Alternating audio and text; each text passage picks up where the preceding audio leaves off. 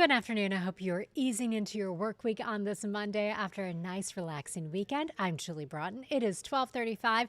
This is Take 6. If you haven't been with us before, we're so happy you're here. This is when we get together after our new newscast and we get to talk with our reporters, our investigators, our anchors, our meteorologists about what you'll see on News 6 later today. And if you've been with us for the last couple of months, you know that we are doing our WKMG Hits the Road initiative. And this week, our focus is on the 34756 zip code. That is Montverde and Lake County. So we've all been spending a lot of time there bringing you the stories of that community. So joining us now, News 6 investigator Mike DeForest. I'm really excited to see your story. I know there's a boat and wildlife involved, but you were talking about the health of Lake Apopka.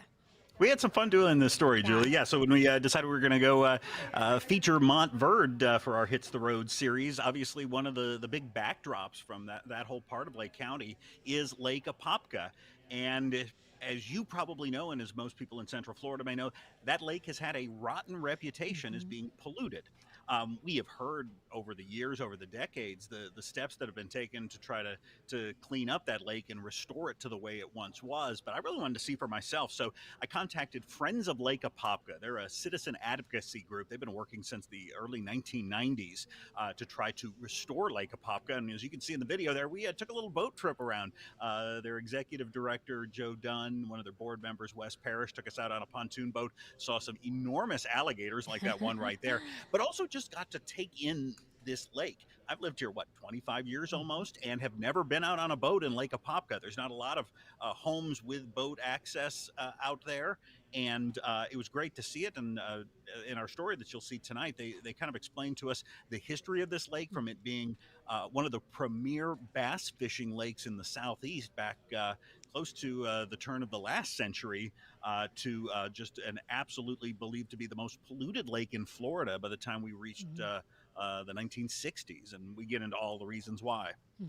You know, I was reading your story before we did this, and I didn't know all the history that you're talking about. And it really is fascinating. But it seems like the Friends of Lake Apopka, they are making a lot of progress and turning things around for Lake Apopka. Was that your impression as you were out there that day? They are a citizen advocacy group, and they say that they are basically the cheerleaders, and they give a lot of credit to the state elected leaders and the state agencies that have been very involved over the last 30 years to restore this lake. Just a quick synopsis of the history. It was back during, this was something I found interesting, back during World War II, and part of the war effort, the nation needed vegetables, and so some of the land that was on the north end of Lake Apopka was turned into farmland. And back in those days, nobody saw a problem with using a big lake like Lake Apopka to dispose of pesticides, and more importantly, dispose of fertilizers. And as we now know, the fertilizers that contain phosphorus cause that algae to grow. The algae grows, turns the water green. You get that thick green, it blocks out the sunlight. Now those plants, the aquatic plants, can't live, and neither can the enormous largemouth bass that used to make this place a draw. So the lake just died over the matter of a couple decades. And it was in the early 1990s then this advocacy group, Friends of Lake Apopka, was established to at first try to put pressure on those farmers. Hey dudes, don't be putting your pesticides in your fertilizer in our lake. And when politely asking them didn't help, then one of the first major steps, as we'll talk about, is that they rallied the state to purchase that farmland. You buy up the farmland, now all the fertilizers stop going into the lake, and they say that was the first major step. But since then, there have been a lot of techniques to try to clean up and improve the water quality. And as we found, that water quality is improving. Yeah, that is such good news. Beautiful area. I can't wait to see your full story. What time can we see this? 6 o'clock tonight.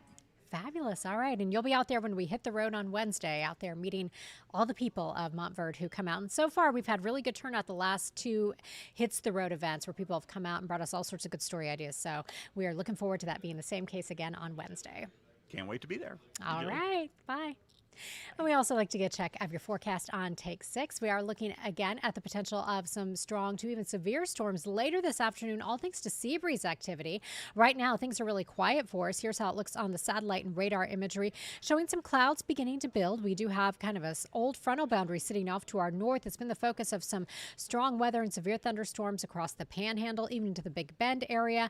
We're not expecting widespread strong storms, but again, we are about a 1 out of 5 as far as risk for severe storms later this afternoon. Right now, we are heating things up. 83 degrees in Orlando, 82 in Melbourne, 81 in Palm Coast, and 84 in Ocala.